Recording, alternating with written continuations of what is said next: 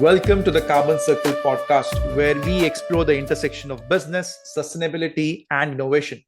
I'm your host, Roshan Rai, founder and CEO of Carbon Mandal.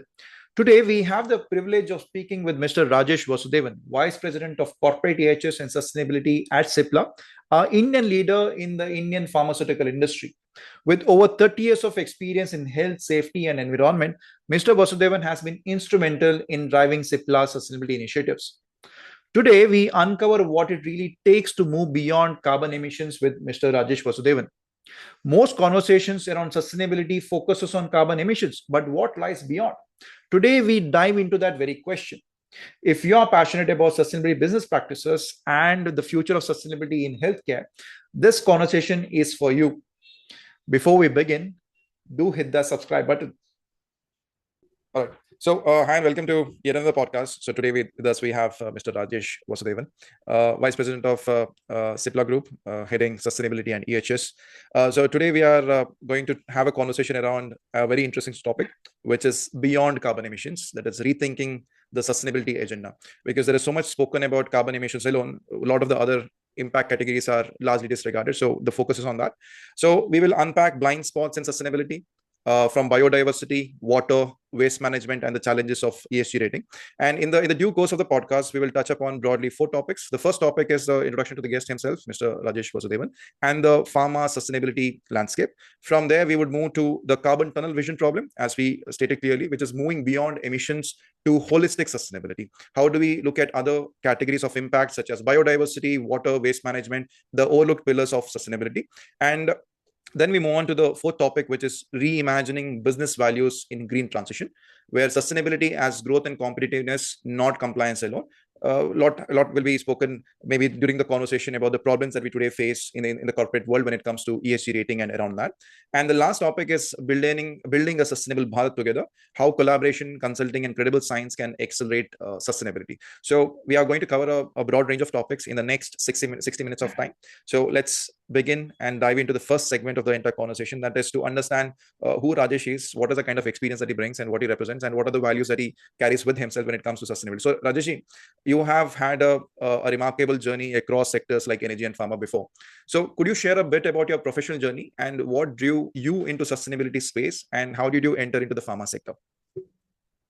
Thank you. First of all, good morning, everyone. And thanks, Roshan, for inviting me to this podcast. Pleasure.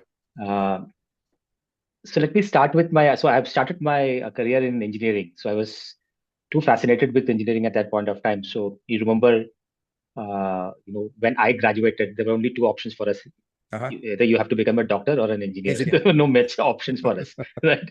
So I picked up the option of engineering, and I picked up the option of engineering because my brother took up the option of engineering. So we always influenced by. So he was also a mechanical engineer at that point of time. So I graduated, and then I joined a company called Tomco, which is Tata Oil Mills Company Limited. It was in my hometown in Kerala. Then a merger took place between Hindustan Lever and Tomco. That was the first mega merger in the industry world, if you remember, long back. And then I was, at that point of time, one of the eligible bachelors to be transferred. So, and if you remember, the transfer happened from Kerala to Punjab. Right. So it was from south to north, extreme north. Yeah.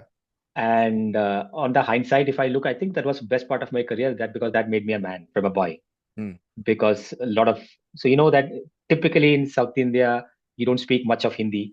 And then you have put into in middle of the sea where you don't understand the Hindi, and you have to deal with shop floor guys who very minimally understand English. Right. So the only option for you not to teach them English, but you yourself learn Hindi. Right. And then speak. So, but then it was a very, very interesting 10 years in Punjab. You spent 10 years in Punjab? Yeah, of course. Wow. Okay. And that was not in city, actually. I was in a place called Rajpura. Not many might have heard about it. It's around 40 kilometers from Ambala. And then I was there for 4-5 years, and then moved to Chandigarh, company called Imperial Chemical Industries, ICI. Right. And that's where my passion towards safety started. Sustainability. Even though we don't call it sustainability, but there are many practices which we used to practice when at home, but we never called it sustainability. That's something which came up later, but that's for later. Then I was still an engineer, but my passion towards safety started because ICI is one of the pioneers in safety. If you see many of the industries now, they started safety practices much later, and they've copied from ICI. Okay. And I had the fortune to work with that company who had excellent safety standards. Spent there for 4 years, and then I got the opportunity to serve oil and gas industry. That's why I joined Castrol. That's true. I moved to Gujarat, a place called Vapi, Mm-hmm. and then domain of asset integrity and EHS. Then in Castrol, I spent almost 15 years in diverse portfolios. So I was an operations guy, I was a quality guy, Mm. and then before settling into EHS, EHS. and then the sustainability, the last S picked up, the domain picked up, and bit of carbon journey in Castrol. And then the question of, how did you move to pharma? Let me tell you very honestly that pharma is a very closed sector. Normally, Right. people move within pharma sector, Correct. and I was an outlier. So I moved to a company called Strides Pharma in Bangalore. Mm. And then I asked that, why did you select me? Because I was not from pharma industry. The boss was a German, right? Mm. And he was looking for a guy who is not from a pharma industry. He said that I want an external perspective, Right. somebody coming from an outside industry. So that's why they selected somebody from oil and gas industry. So that was my first venture into pharma industry. But my alliance with pharma, with Strides, of course, did not last more than 10 months. Mm-hmm. That was COVID, and there were various other reasons. And that's when Cipla came in, and then I read about Cipla, their sustainability journey, and the landscape was much, much bigger than my earlier organization. A global role with multiple units, and Cipla was at the forefront of sustainability, and that was something which was very, very passionate to my heart. Right. Uh, Not only in terms of protecting the planet, but Cipla does a lot of work in communities. Mm. So As that is CSR? something which I'm, yeah, in CSR. So even though I'm not a part of CSR, but there's close linkage between CSR and sustainability. Right. Right. So that is something which I was quite passionate. And so yeah, then since then, last 3 years, I'm with Cipla, doing a lot of work in sustainability in parallel with safety. Both are my passionate areas. Lovely. Uh, Really fascinating to learn that you have started as a mechanical engineer, transition into oil and gas sector, from then on to pharma, maybe towards after 20 plus years of spending your yeah, time in the oil and gas sector. yes. So that's very unique. I mean, we wouldn't find, as you rightly said, because pharma itself is a very close space. I mean, they do not. I mean, either you start your career there and the career within the same sort of thing. But EHS, I believe, oil and gas sector has more requirements as compared to pharma. So maybe the quality of safety, environment and health is quite high in the oil and gas. Maybe that experience allowed you to kind of flourish in the sector as well. Would I be right in saying that?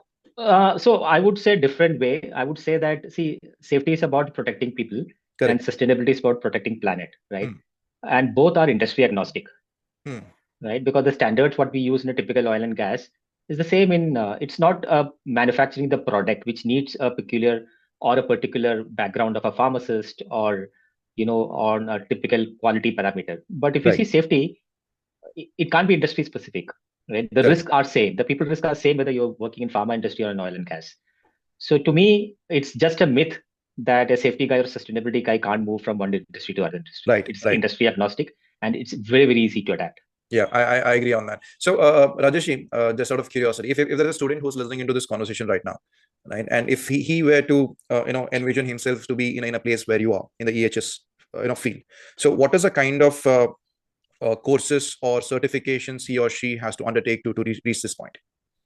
So on safety, because there is a legal requirement, right? There are government courses available, and also there is something called NEBOSH, Hmm. right? And then there are other courses in US which also run, and NEBOSH is the cheapest, right? So you need to have a basic qualification of this. But in my view, if you apply the rule of 70-20-10 rule, Right. right? 70% of your experience comes from your first job. Hmm. Right? And I always tell to this my folks that when I joined, there was no internet. The only learning we could have is from our immediate line managers who Right. had expertise in this knowledge, right? And of course, on the field experience. Hmm. But these days, this generation is blessed because the information is available out there, Right. right? And there are disinformation and misinformation also. Also, that's a bigger But challenge now. but we need to find out which is the right right information and cull out from there, Right. right? But the problem what I find is that because of social media, right, the attention span of people are going down, right? Hmm. The Instas of the world and Facebooks of the world, and made our attention span. So anything more than 20 minutes, 20 seconds. 20 seconds I only take. So I don't say that. Unfortunately, I can't cover my trainings in 20 minutes. So I said that I'll not take more trainings more than 1 hour. I put a cap. Because then naturally you can see people, tendencies towards getting into mobile phones or laptops or something else, right? And you can't blame them because that's how they have been tuned. So coming back to the advice to people is that when you join a company, right, get deep into the subject, become subject matter expertise, right? Read a lot, right? There are plenty of information out there. Qualification does matter for the first job, but beyond that, qualification doesn't matter. And parallelly in sustainability, I always tell Roshan is that it's a very muddy field out there into sustainability. Lot of compliances, lot of trainings. It will take time for sustainability to mature and come in the shape of safety. Safety is quite mature now. Correct. But sustainability, as of now, different people have different training. CII organizes something. There are people, you can become a master of water, you can become a master of waste. Right. So at this point of time, there are short capsules of training available with Confederation of Indian Industry. There are other agencies like TNV, DNV, TUV. They do a lot of trainings. Right. But I would say that 70% of your time you'll get practical experience. Nothing beats the practical experience you can get. Yeah, absolutely. I also agree on that point. The 70-20-10 ratio that you mentioned. I think 70% of your learning happens through experience, perhaps shadowing people, because like you rightly pointed out, sustainability as a domain today, it is very murky. It's a very sort of recent journey. A lot of multiple pop-ups, no centralized organization which kind of directs, okay, this is the kind of course that you got to do and end up in this kind of a role. Any individual from whatever background that they come, perhaps can land themselves into a role within the domain of sustainability, be it finance, be it legal, anything there is, right? So let's bring the attention back to the pharma sector again. So Rajesh, the pharma sector is often seen primarily through the lens of healthcare. So from your perspective, what are the unique sustainability challenges and opportunities in this industry?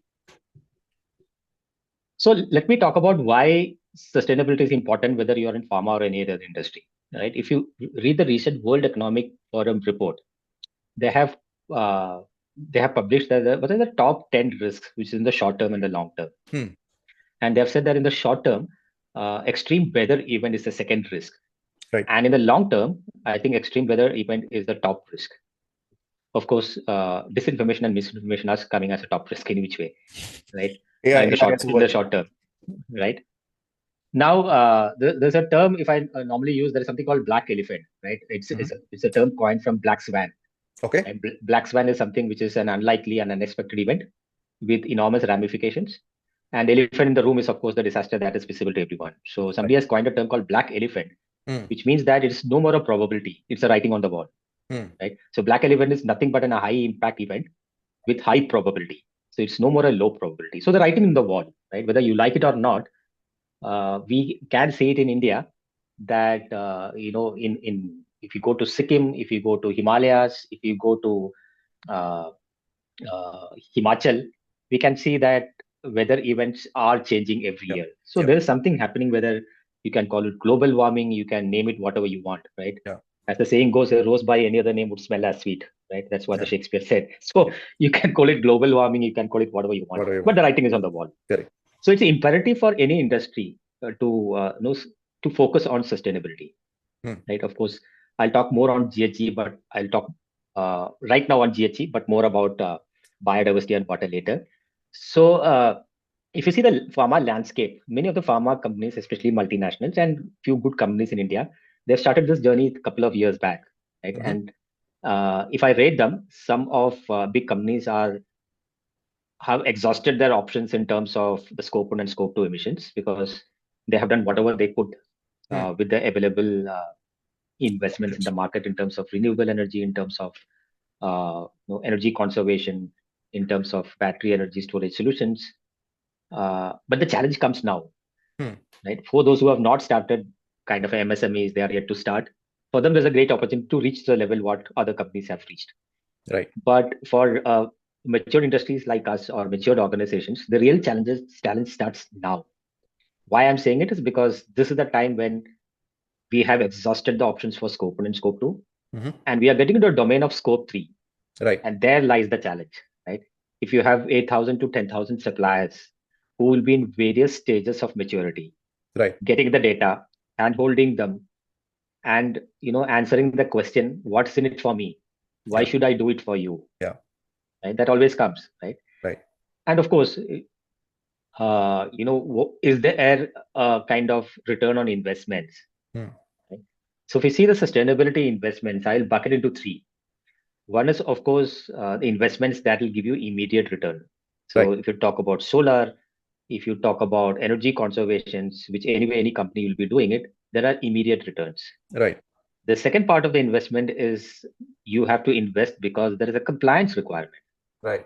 For example, BRSR in India or CSDR in European where we operate, right? The CBAM. So there are a lot of regulatory requirements coming in from various agencies, and there is no option for you to other than comply. So there's an investment required for that. Right.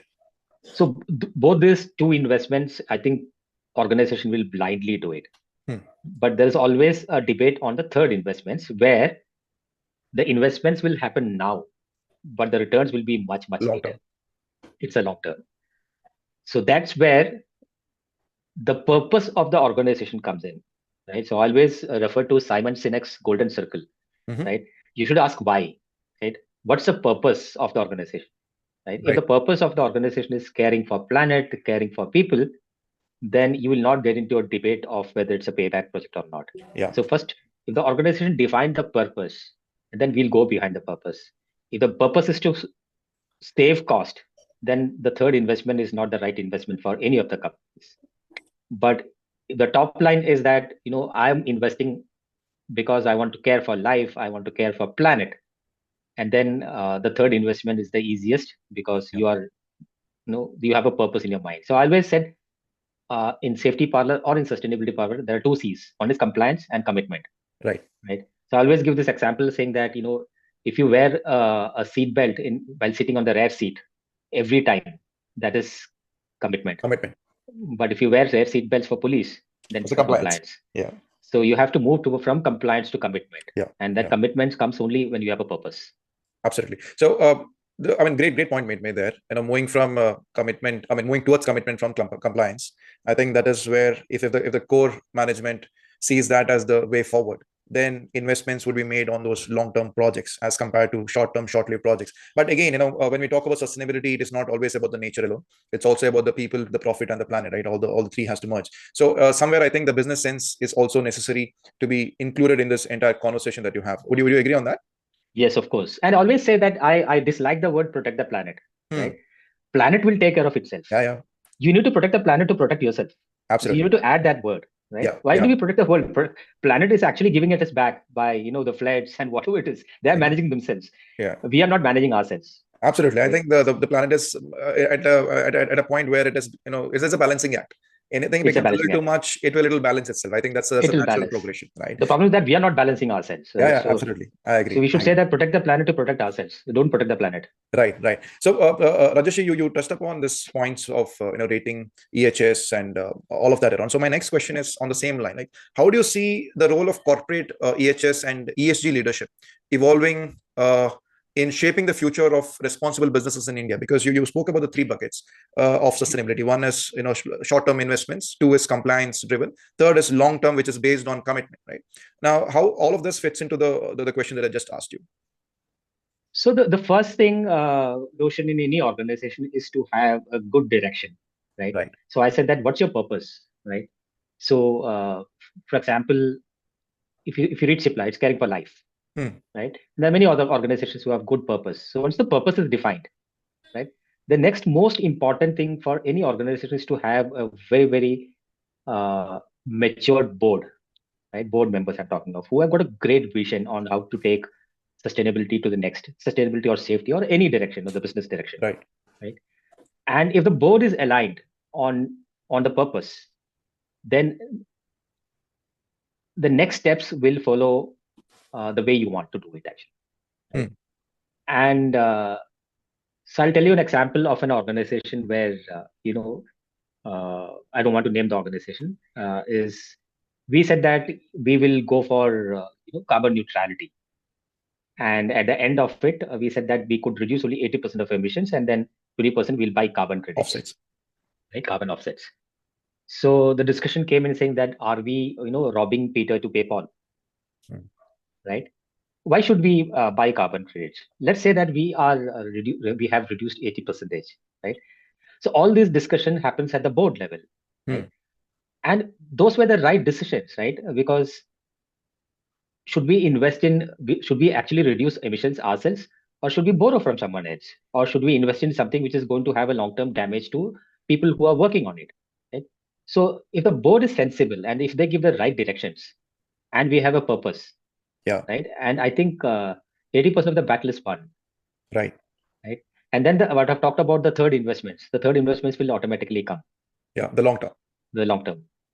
Absolutely. Absolutely. So I mean, if the key takeaway is the senior leadership has the purpose right, the commitment behind it, and everything rest will follow and fall in place. Automatically fall in place. Great. Right. All right. So my next question is again related to the pharma sector again. So I mean, sustainability, being relevant to all sectors is now very evident, right? But why is it critical for industries, especially healthcare and pharma, to look beyond just compliance and embrace the holistic sustainability vision? I mean, how do we move to the third bucket of sustainability, as you rightly mentioned? So if you talk, if I talk about sustainability, the sustainability.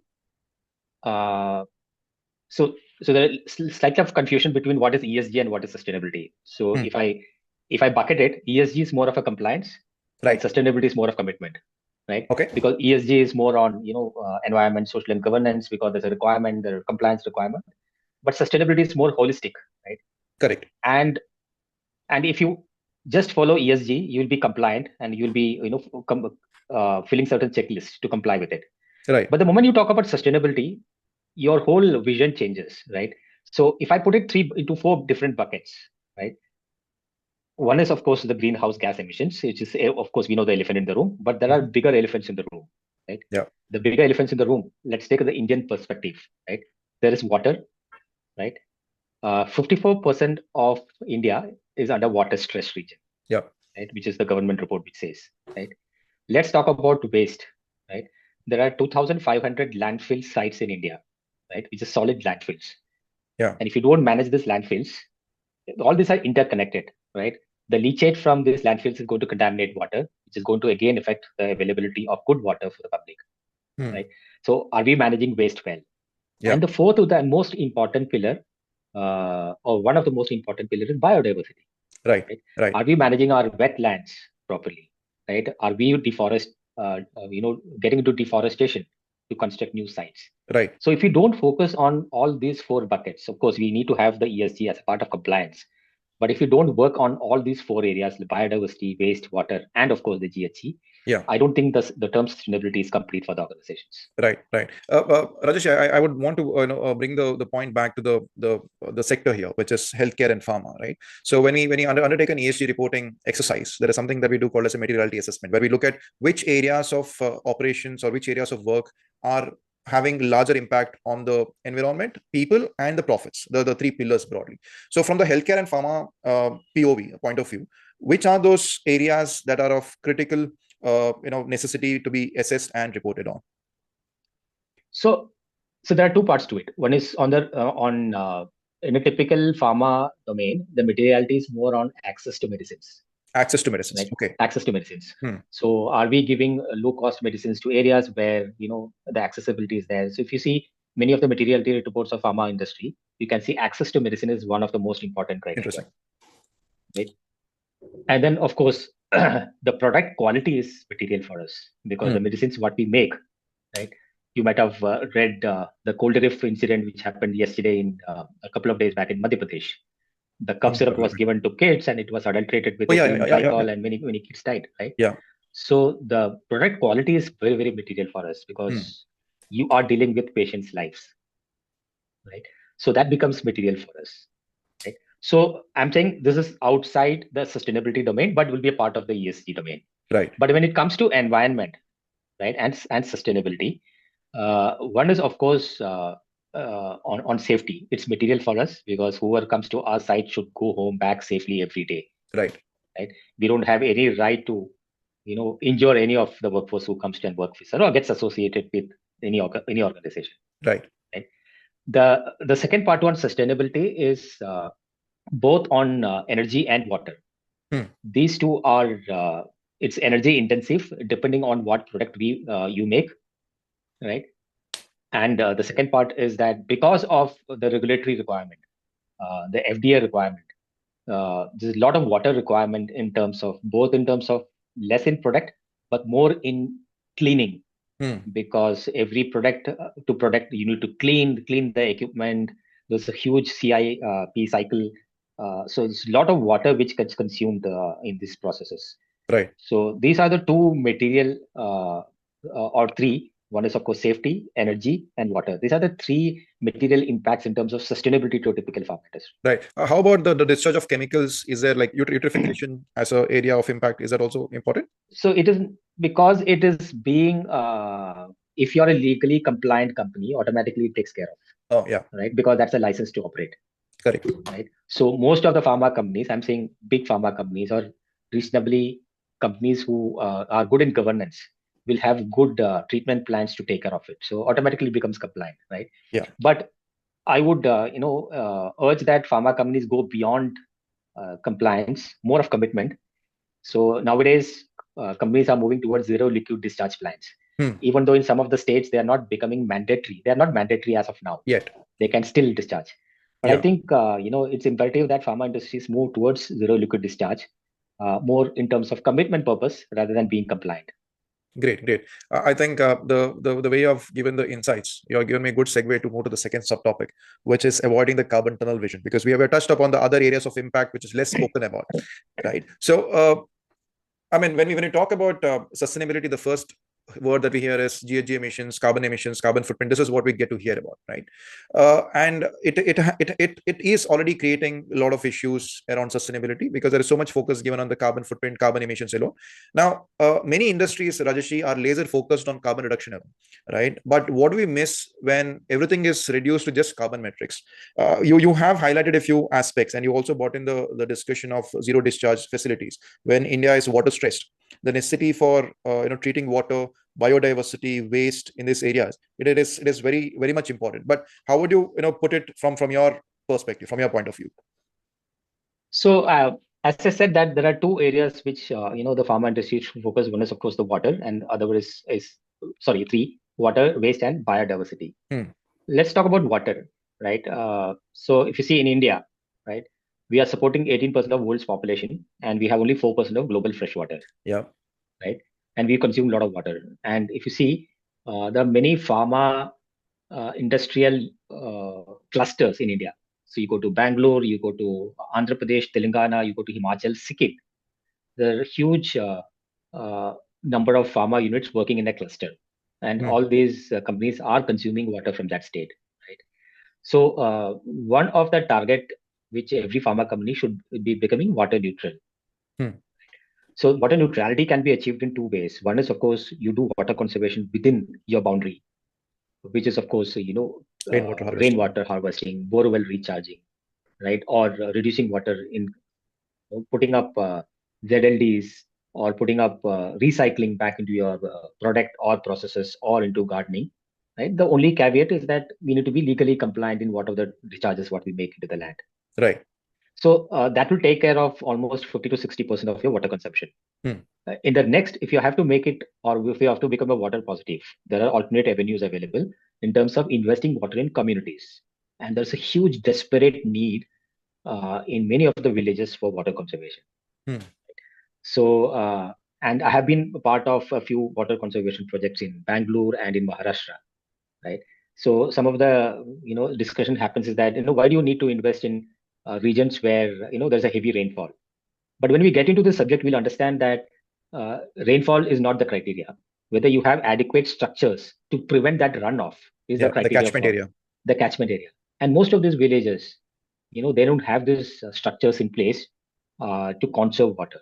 Right. And when we did it, and we found out that, and also, before that, the focus should be on conserving water in the area where we operate. Right. For example, if I'm operating in Maharashtra, let's give the water back to Maharashtra state, right? Rather than doing it somewhere else. I mean, it all depends on how the organization would like to do it, right? But I prefer, as a my personal view is that if you are withdrawing water from Maharashtra, let's give it back to the same state. Yeah. right? Uh, Bangalore, I know Bangalore, everyone knows that they were about to reach day zero, like in South Africa. But then because of rainfall, I think, but Bangalore is still under extreme Water water stress. stress Yeah. regions, right? So this can be achieved in two ways. But if you get into this, Roshan, into this water conservation, there were very, very interesting things what you learn, right? There are other social benefits which are giving back to the community. There are alternate crop which they can now because of availability of water, right? Hmm. People used to migrate from one village to other village when there's a scarcity of water. So the Right. migration is stopping now. You're giving alternate employment to the people, Yeah. right? People who did not have work, ladies who are not working, they have given employment by giving them opportunities to work in agriculture field, right? So the income has gone up, right? The fertility of the soil has gone up. Now they're able to feed the cattle. There are many biodiversity creatures who are coming in and grazing the water conservation. So the innumerable social benefits which are created in the communities, and water is only one, Yeah. right? So that will make you a water neutral company. One is water conservation, whereas inside the boundary, and in the communities outside. Right. Now coming to waste, we have a huge problem in waste in terms of, because most of these waste handling facilities are not rightly managed, Hmm. right? But the problem with us is that we always talk about recycling and upcycling. First of all, why should we consume, right? So we need to focus on consumption itself, right? Or if you're consuming, is there an alternate use to that product, right? And I would not term waste is a very derogatory term which is used, and that's why people are throwing it out. Yeah. For me, waste is a product, Yesterday, right? sorry to interrupt. Yesterday, we had a conversation where the title of the entire conversation of waste to wealth.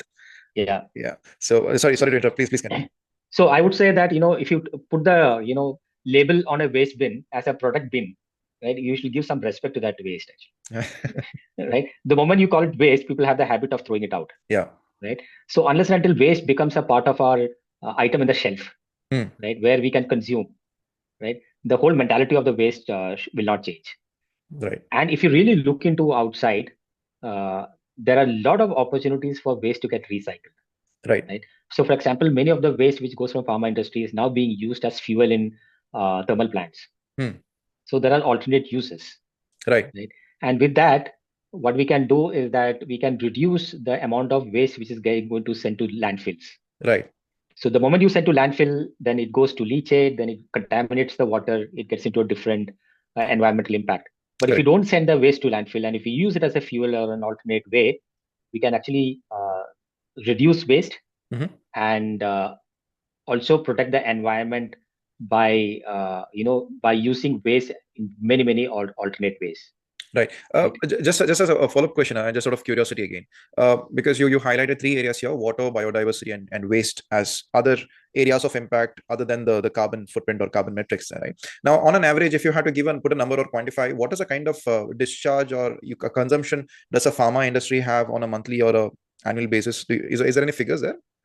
So because it depends on the scale of operations of different Yeah. companies, right? So if you take the top four companies, the annual consumption will be around 17 lakh KL. 17 lakh liters annually. Yeah, Oh wow, that's quite right. much. Yeah. So I think I have the numbers because I collated this for my own interest, that Uh-huh. how much is for different companies. So let me so the top companies, yeah. So it's around varies from 16 lakh KL kiloliters Kiloliters. to 27 lakh kiloliters. Oh, wow, it's quite much. But It's quite much. if a company is putting or placing themselves under sustainability sort of standards, Mhm. what is a peer benchmark that you would say, okay, this is a decent number to target? No, you can't benchmark because it depends on what product you manufacture. Because some Right. of the product are quite energy intensive, Hmm. but some of the products are not. Sorry, water intensive. Some of the products are not. Right, Right. and most of the products, if you see, are not. In some of the products, they might use water, but other than that, most of them are being used in utilities. Hmm. Right, your heating, ventilation, and air conditioning systems, your boilers. So it depends on the capacity of the boiler, depends on the scale of the operations. I don't think there's a global benchmark for water consumption for any of it because it depends on the scale of the operations. Right. But is there some level of because the entire exercise that we do even in Carbon Mandal is we do the measurement part, right? We do the measuring of the company's impact on the environment overall, water, carbon emissions, and all of that. But the next stage that we get is, are we doing good or are we doing bad? So that always is done in comparison with the industry standards there. So that's the reason why I asked that are there certain benchmark or certain key numbers that company envisions or wants to target to bring themselves to a point where okay, this is better than the most. No, I don't see. It's more of inward looking in terms of that. How can we reduce water still further, right? Rather than outward looking, because there's no parity. Right. And there are programs like Alliance water stewardship programs, which looks for, and there's a certification programs available. Hardly 1 or 2 companies in India have done it. And it's a program where they look for good water governance. Right. So there's no peer benchmarking in it. But once you get AWS certification, that means that you have a good water governance program within your organization. Right. So 17 lakh kiloliters of water a year. That's the kind of figures that the top 4 pharma companies are using up in a year. Quite much. The second question, as again a follow up to the previous answer that you provided me, is in the waste segment. So you mentioned that there are certain waste that is produced out of pharma sector which can be used in the thermal power plants. Are there any specific criteria or quality that this waste should have, which can be then sent to the thermal power plants? Can you give some examples around that?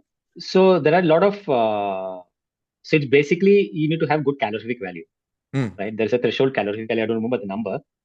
And if you talk to the cement industries, basically it's coming from cement industry. They use it in the kiln to heat it actually. So they ask for the calorific value. They ask for the testing, right? And many of the stuff what we send outside has those calorific value. For example, in ETP sludge, for example, the sludge from the ETP. If you measure the calorific value, there's a good enough calorific value for the cement industries. Right. So we send it to these industries, right? And then we send plastic to recyclers. Yeah. Of course, that's a legal requirement now in terms of EPR, which is extended producer responsibility. And I think EPR is coming in batteries, in oil, in plastic. So all these are now a good byproduct for next industry. Right? So that's what I'm saying, that we should somehow get away from the word called waste. It's not more a waste; it's a product. Yeah, rather than the wealth. It's a wealth actually, huh? The moment you say waste, people have the tendency to throw it out. Yeah. So there is definitely a need to shift the way we look at or perceive things, right? Looking wealth within waste. I think that's one shift in the mind to mental structure that needs to happen for sure. And it is very interesting for me also to learn that the scale at which the water consumption happens and what opportunities does exist within the waste part as well. But before you send this waste out to the thermal power plants, does it undergo an entire process in house like drying? Nothing. No, everything is taken care by the third party. Nothing. As is where is basis. Oh, right. Why it is so fascinating is because yesterday I was having a conversation again from waste to wealth, and there the point of conversation was agri waste specifically, and within the agri waste sector, the stubble burning is one problem that India faces largely with the AQI problem and all of that, and the one solution that is now being provided again is to the thermal power plants again, which is biopellets, converting the same agri waste into the biopellets and sending them into the thermal plant, because even the thermal power plants now are mandated to use around 20%, if I remember correctly, where they need to go for this kind of inputs or start replacing coal. So there is a clear demand for this kind of substitutes as well. Rajesh, thank you so much for answering these questions around biodiversity, water, and waste also, and getting beyond the carbon tunnel vision problem that we today face. The next topic that I would like to cover is reimagining the business value in green transition. Now here, when I myself have this conversation with a lot of senior leaders, one clear perspective that I get is sustainability equal to cost, right? So that's the thing. How much should we invest? What is the kind of money does it go? Because the usual perception is it is not seen as something that is value generating, but is seen as a cost center. So my question to you is this, Rajesh, right? What do you say to leaders who still see sustainability as the cost center rather than a growth driver? So I will answer it in 2 parts, right? First part is that I talked about the investments. There are 3 types of investments, which just gives you shorter payback. The second is because of compliance, and the third is, of course, the long term. Right. My answer the second part on that, is it a cash cow or is it a cash flow? Not a cash cow. Is it a cash flow? Mm-hmm. In my view, as of now, if you are taking the third part of it, it's a cash flow as of Cash now, flow. right? But if you don't invest now, right, I'm saying that you will miss the bus. Now, why I'm saying so is that there are multiple pressures which comes from various uh, fronts. So let me take the example of a typical multinational company which operates in India, Pharma, right? Mm-hmm. Majority of their customers will be from US and Europe, Right. right? Even if you don't want to do it, there is going to be a pressure from these regions. And Europe, sustainability, they are far, far ahead, Yeah. right? So they will come and saying that I want to deal with a company who has a vision for sustainability, Yeah. right? And if I don't have that vision, they will go to an alternate supplier who has that vision. So Right. it makes business sense that if I don't invest in sustainability, I'm going to lose that business, right? Many of the customers are coming and asking that, what is your product carbon footprint, Mm. right? Because they say that if I have to, or they say that if you have to launch this product in the UK, they're saying that what is that impact which is going to create in the UK because of your product in terms of carbon, Right. right? And how are you going to offset it? Because my deadline is not 2070, right? My deadline is 2040, 2050, Yeah. The right? Paris So Agreement. I need to comply. Yeah. So you can't say that mine is at 2070. Yeah. So I need to work with a company who gives me these details and who have a good sustainability program in place, and so that I can deal. So whether you want it or not, whether you like it or not, right? There is a pressure which is coming from various countries who are leading in sustainability, right? And if you don't go with the market, right, your peers will take away that business from you. Mm. So there is a peer pressure, there is an external pressure, and of course there is a compliance pressure coming from different organizations. So if you give those examples, or if you give saying that if you don't do invest now, these are the future repercussions. And I'm sure, Rohan, that board is sensible, and we have sensible people in the board because they Yeah. know much more than what we do. They know how the environment operates. So if you Right. go with logic, I don't think any pharma industry will have any apprehension in investing in something which is going to give dividends in the future. Right. Right. So right now, clearly, compliance is one driver to kind of implement sustainability on multiple fronts, because regions like Europe, US, and with compliance like CBAM, product category rules, disclosing the carbon numbers, all of this is becoming so mandate that it is one driver for companies, and here in India as well, to kind of take to sustainability. But I would want to agree with your third bucket, which is the commitment part. If that exists, perhaps all of this will happen very naturally. Yeah. Less in US, I'll need to correct it because after the change in government Yeah. in the US. I mean, that is actually my second question. After Mr. Trump has come into power, and all with this tariff war that is ongoing, how was it impacting the pharma sector presently? No, it's more of the branded. I mean, that's what my personal understanding is, more for branded products, Mm-hmm. not for generic. So an organization who is mainly into generics, he has not touched the generics because he knows that generic is the most,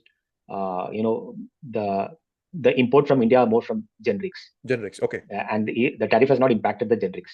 Oh, that is something that is new. Right. But the Me. organization who will have more on branded products will have impact, but organizations who will have more of generics will not have much impacts unless and until, because we never know how he reacts.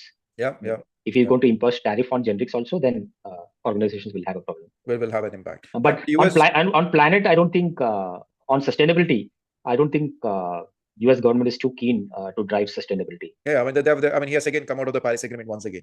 So Yeah, it's a clear I sign agree. that, And he said that drill. yeah. he's So, he's a oil man. yeah, he's Right. oil man. So Right. My next question to you is again, keeping India at the center. That what emerging opportunities excite you the most presently, Rajesh? I mean, when I say opportunities, is it renewables? Is it hydrogen? Is it circular economy? Or are there any other areas like ZLD, the zero liquid discharges? Which areas excite you the most? So let me be very, I'm very optimistic. Let me talk about this generation, right? Okay. The Gen Z. I find there's a huge change in the way Gen Z is working, right? they are informed customers now, right? They know the impact of sustainability, right? More and more youngsters. So I have been to I am Lucknow to I am Bombay. There are more and more folks now dwelling into sustainability subjects, and we're quite eager to know about sustainability. That's a huge change. That at Yeah. least now people are taking sustainability as a theme for the study. Mhm. Right? I recently guided a girl from one of the schools, just passed out, I think 10th or 11th, and she wanted to do an environment project with us, Lovely. right? So I'm optimistic that the first optimism what I have is that there's a huge change in generations who are keen to drive sustainability. So it's all how generations like me is going to hand over the planet to the next generation. Yeah. That's my worry. Mm. Next generation will carry it off themselves, right? Yeah. But in terms of the subjects what you've touched upon, right?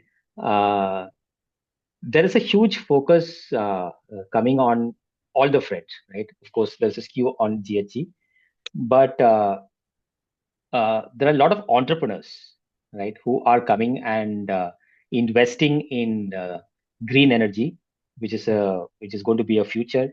I see a good scope in hydrogen, perhaps not to pharma industry, but to many other big industries.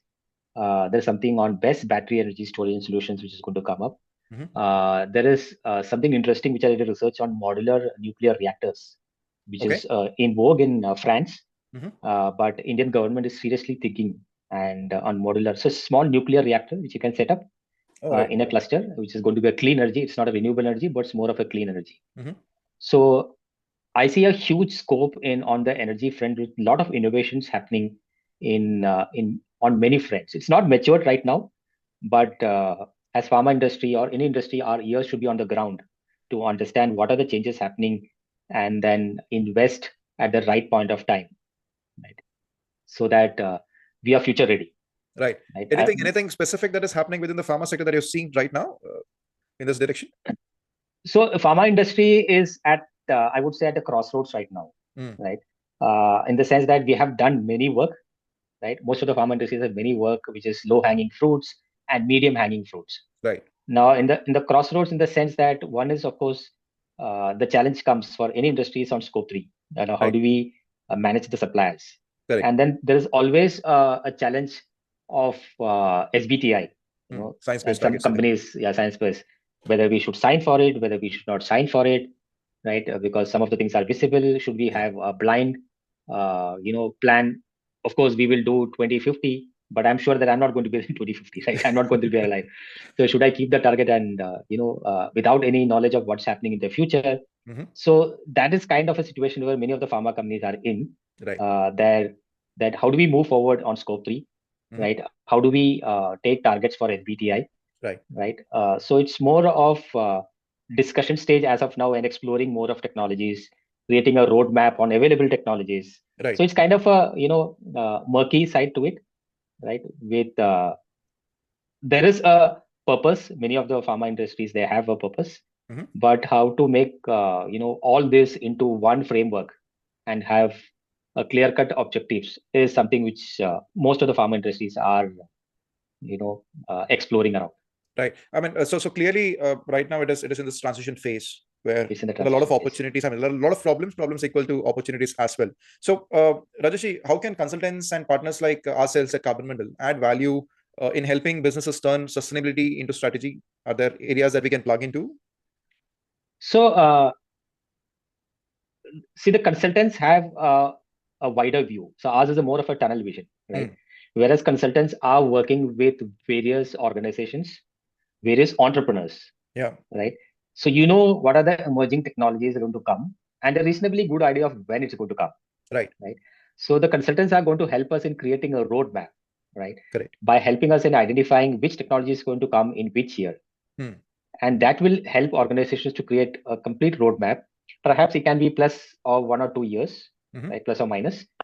But then at least we have that vision saying that okay, the hydrogen is going to come in the year 2028, right? Yeah. So I I mean, can be 20, a twenty future thirty. ready for There is a 2028. target of reaching 5 million tons of hydrogen production here in India. Yeah, correct, Yeah. correct. And the other, which I ask, which is a request for the all consultants that most of the multinational companies operates in different countries, Mm. right? So understand that the consultant knows about what's happening in other countries, Yeah. right? So we'll be looking for a consultant who has an overall view what's happening in the universe. Right. Right. So, for example, if I have to set up an renewable energy in the US, I just can't pick and place what's happening in the India, because the regulatory framework in the US is completely different. Very different. Right. But then I'm not in the space of engaging two different consultants, one for US, one for India. That's the other way of working around. Right? Yeah. But somebody who has an eye ear to the ground of the complete universe, somebody who can help me out in completing a because the moment you get into sustainability space, right, you can't say that I'm operating only for India. A multinational company say that I'm operating in different parts of the world. Yeah. I have to be sustainable. Yeah, I have to be sustainable in wherever we operate. Correct. Right. So how can we have a roadmap for the entire universe of the operations? And for that, consultants need to the ear to the ground of wherever organizations operate. That will help. Great. How about the LCS life cycle assessment, product carbon footprint? That part, is there areas where consultants like ourselves can plug in? Yes, of course. Because even though there is no regulatory requirement within India, but there are regulatory requirements coming from, especially from the Europe. That if you have to introduce a product to my market, I think from the UK, I think the national agency, I think 2027, I think they have said that whatever products you are going to implement, I don't remember the date or the year, that you need to have PCF as a part of introduction of new products. So NHS, so National Health Scheme of UK. So it's going to be, not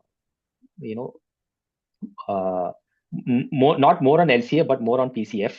Right. Because LCA has more components. Other categories of impact. You can't benchmark. Right? But more on PCF, it's going to be a way of life in the coming future. Right. And that's where consultants are going to help, because they have the tools, they have the complete data with them. And of course, we will not be able to do unless consultants help us in doing this PCF. Absolutely. I mean, it is interesting for me also to learn which are the areas which requires additional support, so that it can add value into the entire the value chain there. So thank you so much, Rajesh. I think you have been very patiently answering all my questions. We will move to the last segment of the entire conversation, which is building sustainable Bharat. Right? How we are going to envision India moving towards Viksit Bharat 2047. Right? So if you had to set 3 non-negotiables for India to reach Viksit Bharat 2047 sustainably, what would they be? 3 non-negotiables. Water, I think, will be on the cards, because you already mentioned it multiple times, because India 54% you mentioned is water stressed. Other than that, so I was just scanning the number of environmental laws available in India. I think there are 18 to 20 laws. Right? There's no dearth of laws in India. Right? The problem is implementation of the law. Right. So I always say that if you implement the law in true and in letter and spirit, right, I think half of the India's problem on waste and water will be solved. Right. It's beautifully drafted, right, and the only caveat in that is that government introduced the law, but then the infrastructure to comply with that is not available in the market. For example, when they introduce this EPR, it's a fantastic law, because you're making the producers to take back the plastic from the market.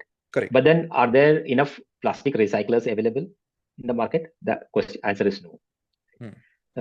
They went ahead and said that 25% of the plastic has to be reused back into the product. It's a blanket statement. Now, for a pharma company to introduce recyclable plastic, it needs a lot of approvals, because you are dealing with patient safety. Health. Right. So can we do it? Right. So all those questions come. So the first thing is that, which is a government itself, one is they should enforce the law. Right. Of course, doesn't mean that because everything we cry on government without doing something ourselves. Right. But then there is a part to be played by the government in enforcing the law, and there is a part to be played by the organization by complying it. And I would say committing towards that, more from compliance towards commitment. Okay. The second, if you have to meet this 2070, I think sustainability as a topic should be a part of my curriculum. Right. Right now, sustainability is being taught as a very, very fag end of their career, or if they want to choose a career. Right. But the problems what India face in terms of water, waste is not a part of our curriculum. There is some sort of sensitization which is required. I don't know whether you use the correct term, but you should sensitize. You should sensitize people at a very, very young age. Right. I think that is not happening. Right. Waste and cleaning is a very derogatory term. If you go to Japanese schools, right, people, they are, as a part of the curriculum, they're supposed to clean their Clean their toilets. They're paid classrooms. the clean classrooms. Yeah. If I go and, if I'm the principal and if I ask my any of the students to clean the room, his parents is going to come hammer and tongs to me on the next day. Like, why are you making my son clean? We need to change that mindset, right? Right. You just can't say that I dirty, you clean. Hmm. And that's the approach. And we need to move away from that approach and introduce this part of the curriculum, saying that, this is for the future generation. This is the future of the country. And we need to meet, if you have to meet this, we have to change our mindset, right? And the third is we have a mob mentality, right? I will do unless until Roshan does it, right? Hmm. We need to move away from that mob mentality, right? It's for me, right? It's not for Roshan. Unless until you inculcate that habit, saying that I'm doing it for me. So, for example, I carry a foldable glass in my, in my bag. Mm-hmm. So I don't use any of the cups what is being used. I said that please give it in my foldable, uh, you know, Cup. and foldable cup. I mean that's my contribution to the environment, right? Yeah. So perhaps it's 2 cup, but that 2 cup is one drop in the ocean, which is good enough for me, Hmm. right? 2 disposable cups am avoiding, right? Yeah. Yeah. So unless until each and every individual feels that it's for me and it's for my country, right? And it's not for Roshan, it's not for Narendra Modi. Yeah. I think we will be able to meet our targets, which is set for 2070. 2070.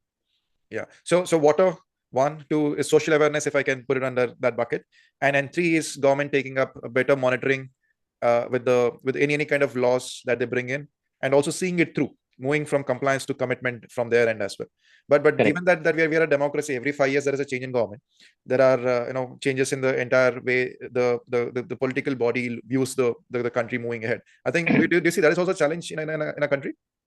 So my personal view, Roshan, is that I don't I don't care which government comes in, right? As an individual, what I can do to this Yeah. country, right? If every individual thinks about, whether it's a vision of the government or if there is not a vision of the government, if you are doing something what is right to this country, to this planet, we should do it.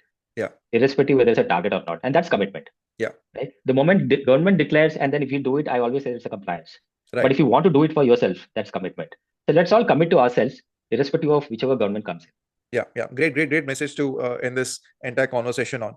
Before I let you go, I have one last question, which is for myself to improve and learn. So, if you had to advise young sustainability consultants like myself, what should they focus on to make the biggest impact in shaping a sustainable Bharat? I think more on educating people, right? How can you educate people that, how can you contribute to the society? Right. Right. So I've been part of many social activists, right? Some of them good, some of them not so good, right? Which picking up volunteers for cleaning, right? Perhaps it's clean for that day, and again it becomes dirty, right? But it's okay as long as you inculcate that habit, right? So it's just like Roshan, if I'm at home, if I go from one room to other room, I switch off the lights. It's so natural to me, right? And seeing me, my children also doing the same thing, right?